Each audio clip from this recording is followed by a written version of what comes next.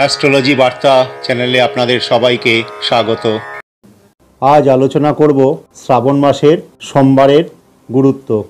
শ্রাবণ মাসের প্রতিটি সোমবার খুব গুরুত্বপূর্ণ বলে বিবেচনা করা হয়।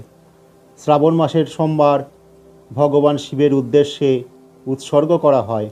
সোমবারে উপবাস করে ভগবান শিবের পূজা, শিবলিঙ্গকে অভিষেক করলে জীবনে অপার সুখ, সম্পদ, সম্মান পাওয়া যায়। শ্রাবণের সোমবারে যে কোনো মনস্কামনা পূর্ণ হয়। সকালে স্নান সেরে পরিষ্কার কাপড় পরে শিবলিঙ্গে গঙ্গার জল, ফুল, বেলপাতা নিবেদন করুন। শিবের মন্ত্র জপ করুন। শ্রাবণের সোমবারে মঙ্গল গৌরী ব্রত বিবাহিত মহিলাদের জন্য অত্যন্ত শুভ। এই মাসে প্রতিদিন স্নানের পরে শিবস্তোত্র পাঠকে আবশ্যক মনে করেন অসংখ্য শিব ভক্তরা। শ্রাবণ মাসের সোমবারগুলোয় ভাত না খেয়ে ফল, ফলের রস, দুধ, সাবুদানা খেয়ে থাকেন অনেকেই। এই সময় অনেকে আবার লবণ ছাড়াও খাবার খেয়ে থাকেন। আপনারা যারা অবিবাহিত মহিলা আছেন, শ্রাবণ মাসের সোমবারে উপবাস রাখলে বিবাহিত জীবন সুখের হবে। শ্রাবণ মাসের প্রতিদিন মহাদেবের আরাধনায় রত হন অসংখ্য ভক্ত। মহাকালের নামে সব কিছু অর্পণ করেন তারা। তারকেশ্বরে কাঁধে বাঁক নিয়ে হাজারো পুণ্যার্থীরা মাইলের পর মাইল হেঁটে চলেন। মহাদেবকে হলুদ চন্দনের গুঁড়ি শ্বেতচন্দনের সাথে মিশিয়ে অর্পণ করলে খুবই শুভ এবং চন্দনের ফোঁটা নিজের কপালে লাগিয়ে নেবেন।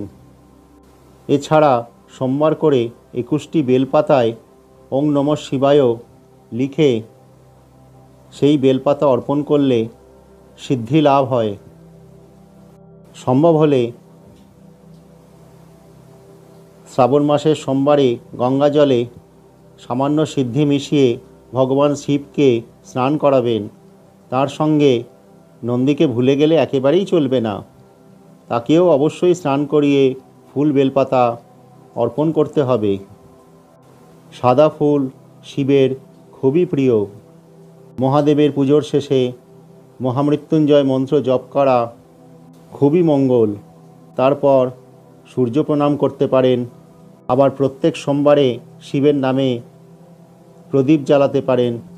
যারা বিভিন্ন রকমের সমস্যায় ভুগছেন তারা সম্ভব হলে প্রতিদিন 21টি বেলপাতায় চন্দন মাখিয়ে ওং নমঃ শিবায় লিখে শিবলিঙ্গে অর্পণ করবেন। এই শ্রাবণ মাসে দেখবেন অনেকখানি আপনার দুর্দশা কেটে যাবে। শ্রাবণ মাসের সোমবারে শিব মন্দিরে গিয়ে কালো তিল সহযোগে জলাভিষেক সম্পন্ন করতে পারেন এবং মন্দিরে কিছুক্ষণ ওং নমঃ শিবায় মন্ত্র জপ করবেন। শ্রাবণের কোনো একটি সোমবারে জলে দুধ ও কালো তিল মিশিয়ে শিবলিঙ্গের অভিষেক করা অত্যন্ত শুভ এবং অবশ্যই মনে রাখবেন সব সময় অভিষেকের সময় মন্ত্র জপ করবেন। এই সব বিধি মেনে গোটা শ্রাবণ মাস শিবের পুজো করলে ভক্তের সমস্ত মনস্কামনা পূর্ণ হয়, মানসিক শান্তি মেলে, রোগ শোক দূর হয়, রোগমুক্তিও ঘটে। শ্রাবণ মাসের শুক্লপক্ষে শিব আরাধনার দিকে তাকিয়ে থাকেন সমস্ত শিব ভক্তেরা। এই তিথি তাদের বড় আনন্দের তিথি। এখন প্রশ্ন হতেই পারে, শ্রাবণ মাসেই শিবের বিশেষ আরাধনার রীতি কেন? এ বিষয়ে অনেক রকমের মত আছে। তার মধ্যে একটি আজকে বলবো। এই সময় পর্বে পার্বতীর সঙ্গে শিব তার শ্বশুরবাড়িতে বাস করেন। তার কারণও আছে। শিব রাজা দক্ষের কাছে কথা দিয়েছিলেন তিনি এই শ্রাবণ মাস ভর তার বাড়িতে থাকবেন।